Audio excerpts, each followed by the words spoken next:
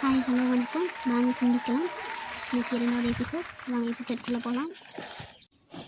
அனைவருக்கும் வணக்கம். வாங்க அதை பற்றி கொஞ்சம் பேசலாம். Hi ma'am. அமெரிக்காவில் முன்னாள் அதிபர் மிஸ்டர் ட்ரம்ப் அப்படிங்கிறவங்கள வந்து சுட்டிருக்காங்க. அது எந்த இடம்னா பென்சில்வேனியா அப்படிங்கிற இடத்துல தேர்தல் பிரச்சாரம் நடந்துச்சு. அங்கே தான் சுட்டாங்க. சுட்டது யாருன்னு கண்டுபிடிச்சாச்சு. அந்த பையனோட வயசு 20. Yes ma'am. அதை பற்றி நம்ம என்ன பேசுகிறது? ஃபஸ்ட்டு ஏன் அந்த பையன் சுட்டாங்கன்னு கண்டுபிடிக்கட்டும். நெக்ஸ்ட் எபிசோடில் இல்லை அடுத்து வந்துச்சுன்னா நம்ம அதை பற்றி பேசலாம். அடுத்து மேம், பெங்களூர் டு பெரம்பூர் போகிற ட்ரெயின் நேம் வந்து சங்கமித்ரா விரைவு ரயிலில் தான் போயிருக்காங்க டெலிவரிக்காக அவங்க அம்மா வீட்டுக்கு. 2 பையன் இருக்குது, ஒரு பொண்ணு இருக்குது. 3வது குழந்தையோட அவங்க கணவரோ மாமியார் யாரும் இல்லாமல் 3வது குழந்தையும் அந்த அம்மா மட்டும்தான் தனியாக போயிருக்காங்க. போகும்போதே அவங்களுக்கு டெலிவரி பெயின் வந்துருச்சு. சக பயணிகள்லாம் ஹெல்ப் பண்ணி தான் இப்போ அவங்களுக்கு குழந்தை பிறந்திருக்கு. அப்புறம் 108 ஆம்புலன்ஸ் வர சொல்லி இப்போ சென்னை ராயபுரம் ஹாஸ்பிட்டலில் இருக்காங்க. பெண் குழந்தை பிறந்திருக்கு. அவங்களுக்கு ட்ரெயின்லேயே பிறந்துருச்சு. குழந்தையும் நல்லா இருக்குது, அம்மாவும் நல்லா இருக்காங்க. இதை பற்றி நீங்கள் என்ன சொல்கிறீங்க? தயவு செய்து ப்ரெக்னெண்ட்டாக இருக்கும்போது தனியாக போகாதீங்க. எல்லா இடத்துலையும் எல்லாரும் வந்து ஹெல்ப் பண்ண மாட்டாங்க. ஒன்று கணவரோடு போங்க, இல்லை அம்மா அப்பா யார் கூடயாவது போங்க, இல்லை இங்கேயே இருந்து நீங்கள் டெலிவரிக்கு கூட பாருங்கள். நம்ம அங்கே போகிறோன்னு சொல்லிட்டு பாசிட்டிவாகவும் நடக்கலாம், நெகட்டிவாகவும் நடக்கலாம். ஒரு குழந்தையோட தனியாக போகிறது ரொம்ப தப்பு. ஃபஸ்ட்டு குழந்தைக்கே கொஞ்சம் கஷ்டம், இல்லை 4வது குழந்தைனா சீக்கிரமே டெலிவரி ஆகிடும். அப்போது இன்னும் கேர்ஃபுல்லாக இருக்கணும். டெலிவரிக்காக போகிறோங்கிறதுனால தனியாக போகாதீங்க. தயவு செஞ்சு ப்ரெக்னென்சி லேடிஸ் செக்கப்புக்கு போனாலும் சரி, எங்கே போனாலும் சரி, துணைக்கு ஒரு பெரியவங்களை அழைச்சிட்டு போங்க. இங்கே வந்து அந்நியர் யாருக்குமே எல்லாரும் ஹெல்ப் பண்ண மாட்டாங்க. ஏதோ அவங்க நல் உள்ளங்கள் இருந்ததுனால அந்த அம்மாவுக்கும் குழந்தைக்கும் எதுவும் ஆகாமல் நல்லபடியாக இருக்கிறாங்க. மறுபடியும் சொல்லிக்கிறேன், எல்லாரும் நம்மளுக்காக ஹெல்ப் பண்ணுவாங்க, நம்ம தனியாக போயிடலான்னு நினச்சி மட்டும் போகக்கூடாது. ப்ரெக்னென்சி லேடிஸ் அவங்களோட சொந்தக்காரங்க யாராவது அழைச்சிட்டு போங்க. வயசானவங்க அவங்களுக்கு தெரிஞ்சவங்க அழைச்சிட்டு போங்க. ஹாஸ்பிட்டல் போனாலும் சரி, இங்கே அழைச்சிட்டு போனாலும் சரி, அதுதான் நமக்கு நல்லது. வருமுன் காப்பதே சிறந்தது இல்லவா? கடலூர் மாவட்டம் சிதம்பரத்தில் கிட்டத்தட்ட 200 கடைகள் இருக்குது அந்த தெருவில். அதில் வந்து 3 கடையில் இருக்கிறவங்கள மட்டும் போலீஸ் ஸ்டேஷன் அழைச்சிட்டு போயிருக்காங்க. எதுக்காகனா திருட்டு நகை வாங்கியிருக்காங்க அப்படின்னு சொல்லிட்டு.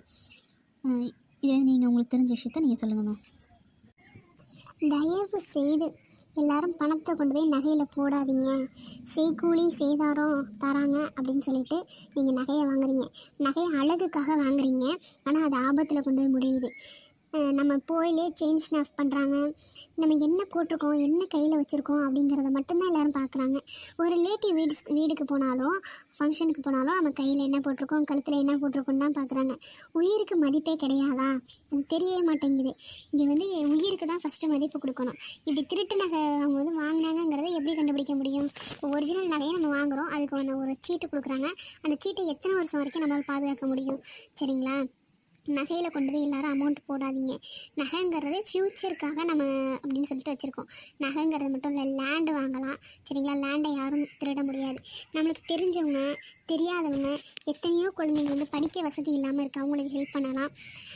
இந்த மாதிரிலாம் பண்ணாமல் நகையில் கொண்டு போய் அமௌண்ட் போட்டு அந்த நகையில் வந்து ஃபஸ்ட்டு நம்ம நகை வாங்குகிறோம். நகையில் வந்து காயினாக வாங்கினா வந்து செய்கூலி சேதாரம் கிடையாது. இப்போ தாங்க 1 கிராம் ரேட்டு 8200 அப்படின்னா அதே 8200 தான் கொடுக்குறாங்க.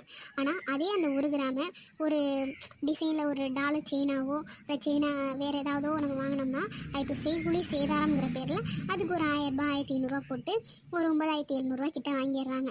இந்த 9700 கிட்ட நம்ம வாங்கி அதை நம்ம பாதுகாப்பாக வச்சுக்கணும். ஃபஸ்ட்டு உடையக்கூடாது, டேமேஜ் ஆகக்கூடாது, எதுவுமே ஆகக்கூடாது. நம்ம ஃப்யூச்சரில் நம்ம குழந்தைக்கு போட போகிறோம். அப்போ அந்த குழந்தைக்கு அந்த டிசைன் பிடிக்கல, அப்போ என்ன செய்வோம்? அதை கொண்டு போய் திருப்பி நகை கடையில் போடுவோம். அப்போ அவங்க என்ன சொல்லுவாங்கன்னா, இது வந்து கொஞ்சம் டேமேஜ் ஆகிடுச்சு, இதை கொஞ்சம் பழசாயிடுச்சு, எப்படி 9200 வாங்கியிருக்கோம், அது அக்மார்க் நகைன்றது இன்னும் சொல்லி வாங்கியிருக்கோம், அங்கே கொஞ்சம் அமௌண்ட் குறையும்.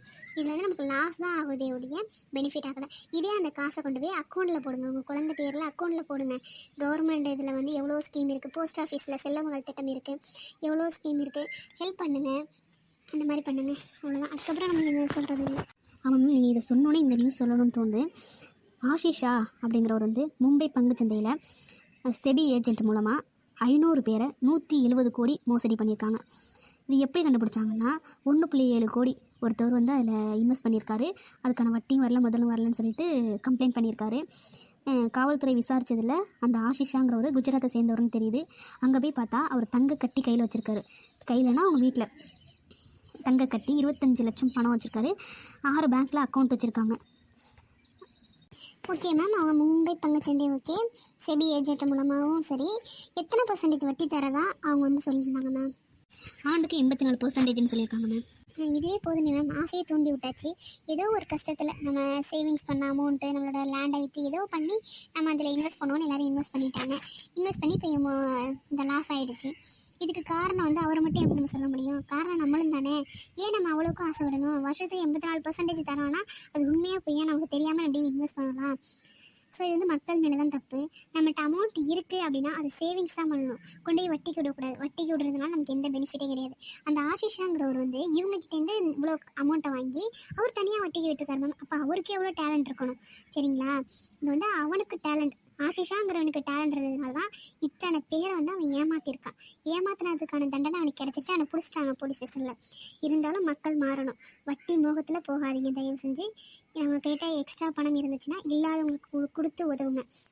மறைமலை அடிகளாரோட பிறந்தநாள் வந்து வர திங்கட்கிழமை 148வது பிறந்தநாள் வராது. அவர் வந்து பசி தீர்வுக்கு வந்து அருமணி ஆற்றினார். வடலூரில் சத்திய தர்மசாலையை நிறுவி அன்னைக்கு அவர் மூட்டின தீ வந்து இன்னி வரைக்கும் எரிஞ்சிக்கிட்டு இருக்கு. நிறைய பேர் பசியை போக்கிக்கிட்டு இருக்கு. அந்த மாதிரி நம்மளால் முடிஞ்ச அளவு எல்லாருக்கும் வந்து உணவளிப்போம். அடுத்து வந்து முத்துராமலிங்க தேவரையா, அவரை பற்றி சொல்லணும்னா எவ்வளோ சொல்லலாம். அதில் முக்கியமான விஷயம் என்னடான்னா, அவர் சொத்து இருந்த சொத்தை வந்து 4 பாகமாக பிரித்து அதை ஒரு பாகத்தை தான் எடுத்துக்கிட்டு மிச்சம் 3 பாகத்தை மற்றவங்களுக்காக கொடுத்தாங்க. அந்த மாதிரி நம்ம தனக்கு மிஞ்சி தானம் தரும். உங்களுக்கு தேவையானதை நீங்கள் எடுத்துக்கோங்க, மற்றவங்களுக்கும் ஹெல்ப் பண்ணுங்க. தயவு செய்து எல்லாருக்கும் ஹெல்ப் பண்ணணும் அப்படிங்கிற மனப்பான்மையை நீங்களும் வளர்த்துக்கோங்க. உங்கள் குழந்தைங்களுக்கும் சொல்லிக் கொடுங்க. எஸ் மேம், நானும் ஒரு இதில் படித்தேன். ஐயா காமராஜர் ஐயா வீட்டுக்கு வந்து இன்கம் டேக்ஸ் ஆஃபீஸர் போயிருக்காங்க. அங்கே வந்து அவங்க ரைடு பண்ணதில் வந்து ஒரு வேஷ்டி சட்டை ஒரு கை கடிகாரம் அதான் இருந்துச்சு. அப்போ வந்து அவங்கள என்னன்னு எழுதுறதுன்னு கேட்டால் ஏழைன்னு எழுதலாமா அப்படின்னு கேட்டால் பரம ஏழை அப்படின்னு எழுத சொல்லியிருக்காங்க. அந்த மாதிரிலாம் ஒரு அரசியல்வாதி இருந்து மறைஞ்சிருக்காங்க. ஆனால் இதெல்லாம் வந்து மக்களுக்கும் தெரிய மாட்டேங்குது, அவங்களோட குழந்தைங்களுக்கும் தெரிய மாட்டேங்குது. இதெல்லாம் வந்து நம்ம அதிகமாக சொல்லணும். நெக்ஸ்ட்டு வந்து நம்ம வந்து சினிமா முகத்தில் அதிகமாக போகிறோம் மேம். சினிமா நடிக்கிறவங்களுக்காக நம்ம என்ன வேணாலும் செய்யலாம் அப்படிங்கிற மாதிரி போயிட்டுருக்கோம். தயவு செய்து உங்கள் குழந்தைங்களுக்கு நல்லதை சொல்லிக் கொடுங்க. கடைசியாக ஒரு நியூஸ் நீலகிரி மாவட்டம் ஊட்டி மிஸ் மேரிஸ் ஹில் அப்படிங்கிறவங்க 62 வயசு ஆகுது. அவங்க மயக்கம் மட்டும் விழுந்துட்டாங்க. அவங்கள கொண்டு போய் ஹாஸ்பிட்டலில் சேர்த்தா பிரெயினில் வந்து பிளட்டு கிளாட் ஆகிருக்கு, மூளைச்சாவு அடைஞ்சிட்டாங்க, அவங்களுக்கு ஸ்ட்ரோக்கு பக்கவாதம் அப்படின்னு சொல்லியிருக்காங்க. அவங்க சொந்தக்காரங்களாம் என்ன சொல்லிட்டாங்கன்னா அவங்களோட ஆர்கான்ஸை டொனேட் பண்ண சொல்லி 6 பேருக்கு கொடையாக கொடுத்துருக்காங்க. இந்த மாதிரி நம்ம இருந்தாலும் மறைந்தாலும் நிறைய பேருக்கு உதவி செய்யணும். இதை பற்றி நீங்கள் உங்களோட கருத்தை சொல்லுங்கள். எஸ் மேம், மண்ணை திங்கிற உடம்பை 4 பேருக்கு அந்த ஆர்கான்ஸை டொனேட் பண்ணுறதுனால அந்த அம்மாவோட பேர், அவங்க அந்த அம்மா செய்த உதவி வந்து மறந்து போக அந்த 6 பேர் மூலமாக அவங்க வாழ்ந்துக்கிட்டு தான் இருக்கிறாங்க.